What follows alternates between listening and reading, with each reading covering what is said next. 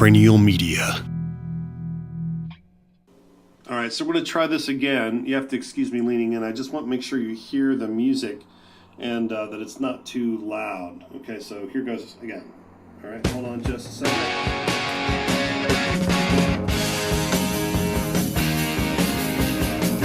You got that?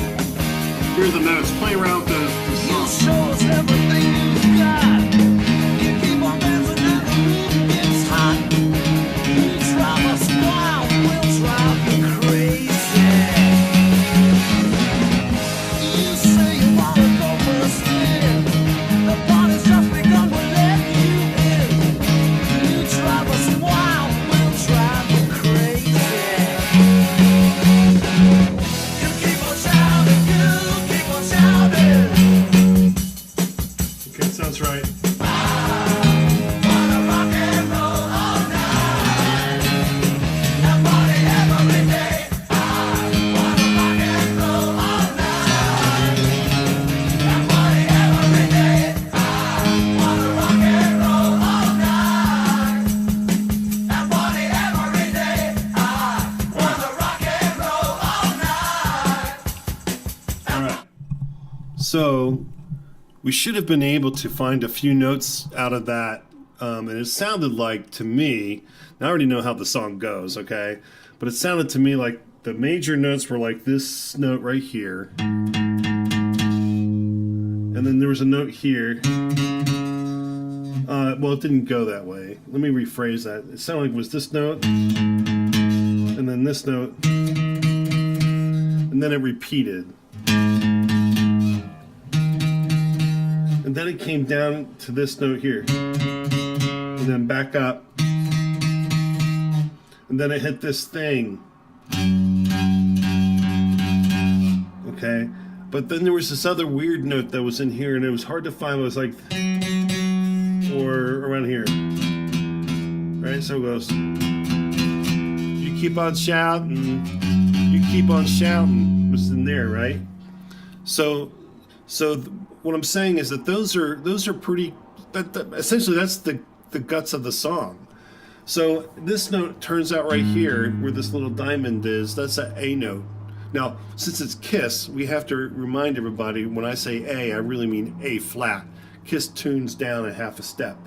So really, technically speaking, it's an A flat. But since we've tuned the entire guitar down to an E flat setup, we can just call it an A. And all right, so that's an A, right? And then this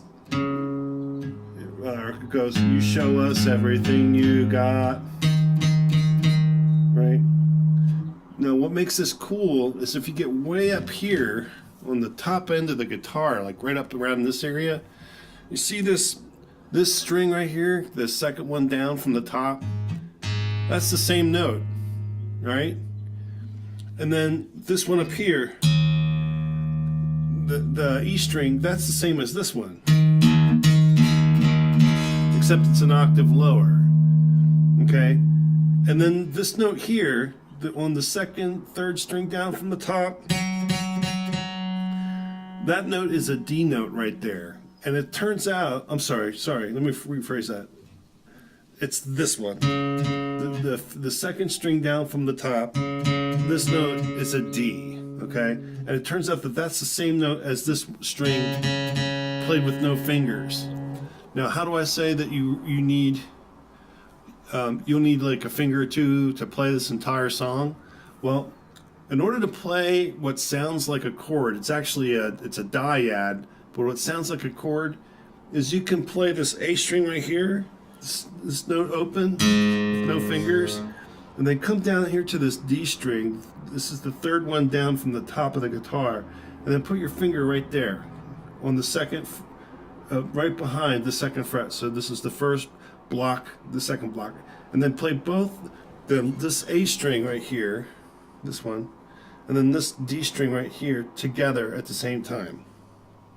And what you got is this. Okay? Now, if you wanted to be cool and make it sound a little bluesy, you see this note right here? That note is technically it's an F sharp, okay? But you can use your ring finger and then hit it like this. And then come back to this one. Okay, see how it sounds? Hopefully you can see what I'm doing. Okay, and then for the next chord, so it's like you show us every, and then it changes a chord, and then I said it's up here, right? Everything you've got, and I said that you can play that up here on this big string. Well, the same thing. You take your index finger here and you put it right underneath on the string below it. You play that, and then you can use your ring finger to do that too, right? So you end up doing that twice in the song. You show us everything you got. Keep on dancing round the room gets hot, right? So you really just need these two fingers to play that part of the song. Now there's a third chord, and I told you that that chord comes off of this string here, the second string up here on the 5th fret. That's a D. And it turns out that this open string here is tuned to a D. So using the same principle, we have your one index finger, you play the string underneath of it, and then use the little hammer on and pull off technique with your ring finger here. You can now play You Drive Us Wild, We'll Drive You Crazy. You drive us, and then it goes to another chord, which I happen to know is an E. You drive us crazy. And whatever it does after crazy, it's kind of weird. So that's the chorus. So thing number one is we just went through, we got the verse figured out, and we got most of the chorus figured out. Now, what we don't know about the chorus is what that really sounds like, what that really is. Now, to my mind, it sounded something like this.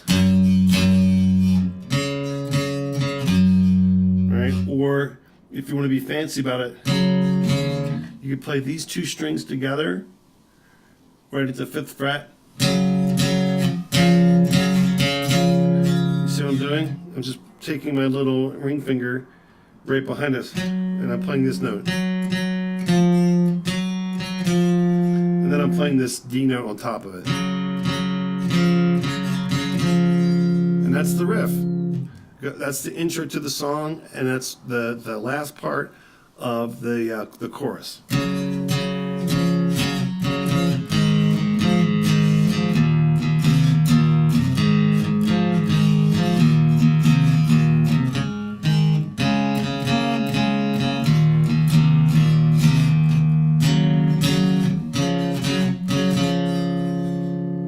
Now there's that little thing that happened before they got to I Wanna Rock and Roll All Night part. That part is a weird note, and I think it's up here on this note. You keep on shouting, then it goes up here. You keep on shouting. Well, you can't use the index finger, ring finger technique on those two chords because it's not going to work. You can only use that one finger thing whenever there's an open chord. And those chords are not open because the roots are not on an open part of the string right here. Okay? They're on a fret. So whenever you have a chord that's on a fret, you take your ring finger, right, and you play 1, 2, and over. Right? And then you slide it. Boom. Now it just so happens that this is an F chord, and then this is a G chord. Or I should say G major or minor dyad. You keep on shouting, you keep on shouting, right? And then it goes to the chorus, which is back to the A. I wanna rock and roll all night. Shorty every day. I wanna rock and roll all night. And study every day, right? So that's the verse and the choruses. So that's the key. Now, if we went through the song once, and you'll notice if I went all the way through the entire song, I'll leave that up to you to do for homework. But there is no bridge in the song. In other words, there's no like where all of a sudden they break into I don't know C. No, they just play the straight through. On the live album, you will hear, and on YouTube videos if you see it, what they'll do is they do a guitar solo, but they do the guitar solo over a verse. It goes.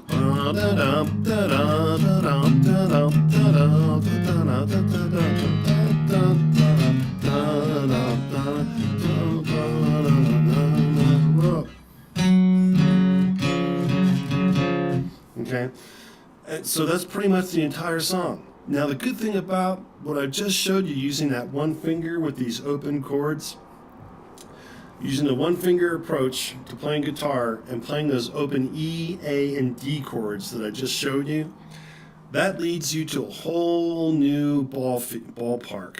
Not only did we just figure out how to deconstruct and reconstruct the Kiss's I Want to Rock and Roll All Night song in about 5 minutes, we also have a whole lesson behind why it is that that works. So, remember when I started off at the top of the lesson, I said there's major, minor, and dominant seventh chords.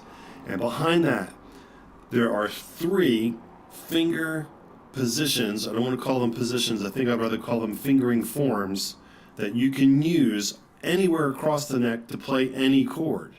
All right, and I'm going to give you a hint for what that is. So if you take the, remember I said if you play this A, and then underneath of it you put your little finger here. And then what happens if you play the next note down? Well, that sounds like it goes too, right? Okay, now try to put your pinky underneath of that and play like that. Sounds like it goes, right? Well, it does.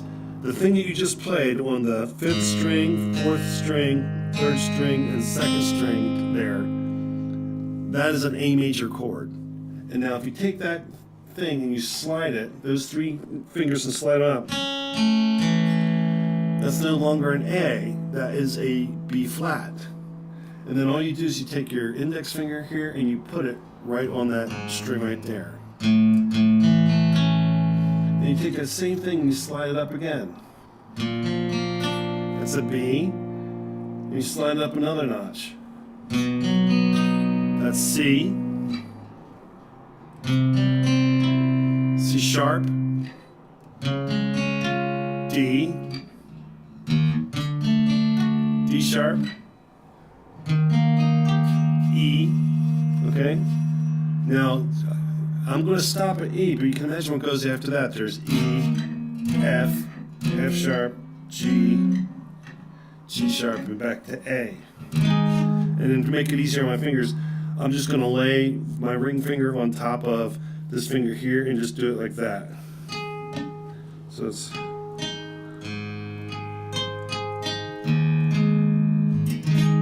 Alright? So that's the magic. These things I just did are called bar chords.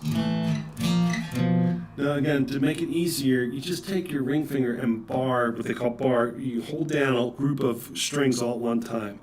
You want to hold down the 2nd string, 3rd string, and 4th string with your finger, your ring finger, and then you want to hold down the 5th string here with your index finger on top. And then squeeze it. It takes a long time to build up your hand strength to do that, but you can play any chord all the way up the neck, right?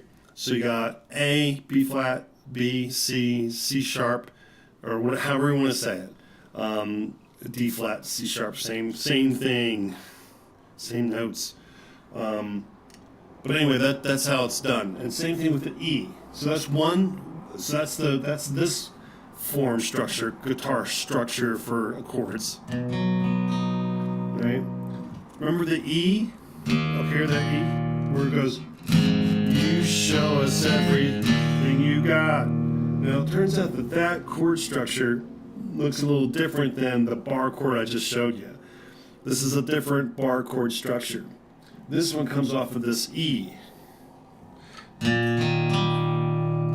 So what you do is you play this note open, then you put your finger, you put your middle finger right here on the next string down, and then you put your ring finger here, and then you put your index finger here.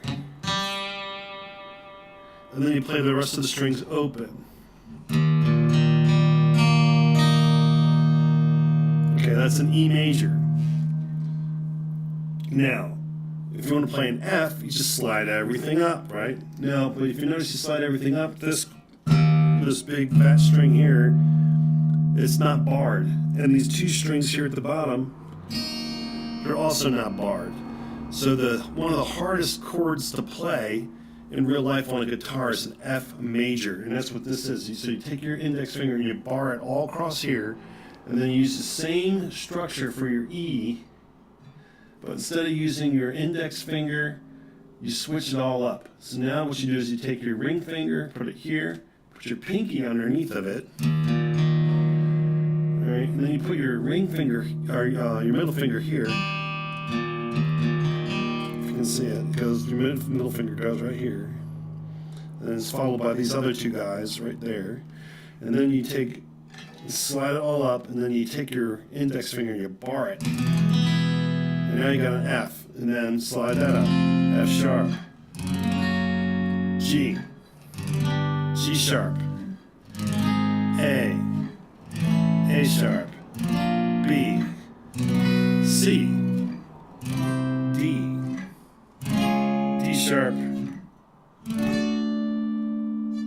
Oh, sorry, that was D. D sharp and E. So that's an octave all the way up the neck. So you can play from E to E, a complete octave. Remember how I said you can play from here to A?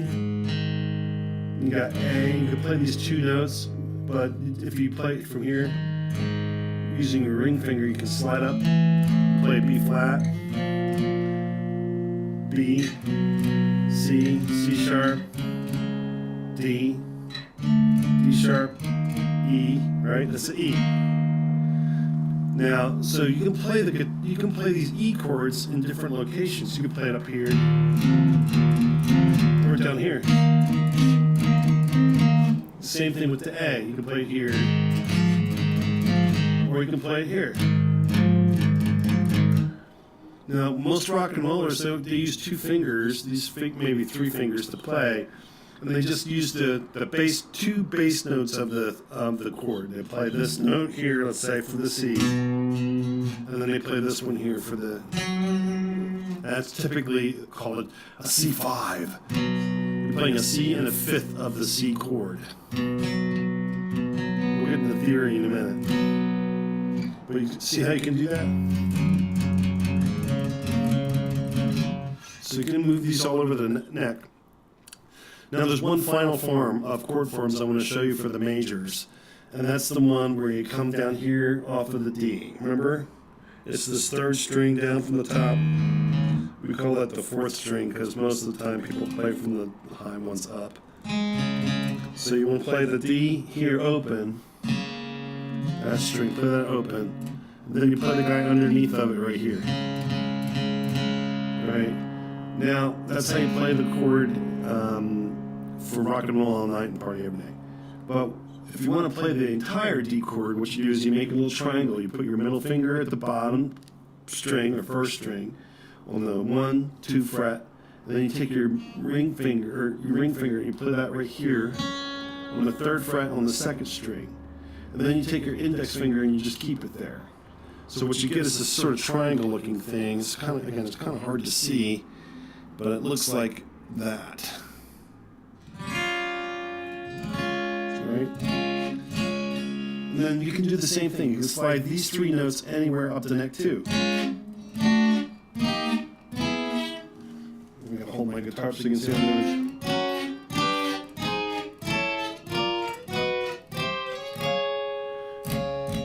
And no matter what happens, as soon as you come up to where, after you hit this 12th fret here and you come up, it's going to sound the same as that. Up here. Now it turns out that chord formation is also a bar chord. How the chord actually goes is if you bar all these things, you put your middle finger on the 2nd string, and then you put your ring finger up here on the 4th string on the 4th fret, and then you put your 5th finger up here on the 5th fret. Right, that's typically how it goes. And then you slide all that up. That's a hard formation to play, so most people don't do that. What they'll do is they'll play these three notes. They'll play the second string up here, and then they'll play the third string here, and then they'll play this third or fourth string here. So they get this weird, strange formation here. But you can still play the D with this finger, slide it this way to get it. And then you slide one fret and bar, another fret and bar, another fret and bar, so forth and so on. Now you're at a G, G sharp, that's F. Sorry, that is it's an A. A sharp, B sharp, C, and then D again. Sorry, you can't see. I'm still learning how to do this so you can see what I'm doing. Okay? So, that is those are the three different chord positions, and you'll see them in the book when I'm writing. Those are the three chord positions for all the major chords, all the way up and down the neck. So as long as you know your bar chords, you can play every single chord that there is all the way up and down the neck. And the good news is there's only 12 of them. And so if you play 12 chords, you know all that there is to know about music as far as the major chords. But then there's the minor chords and the dominant sevenths, and we'll talk about them next time. So thanks for tuning in, and rock and roll all night.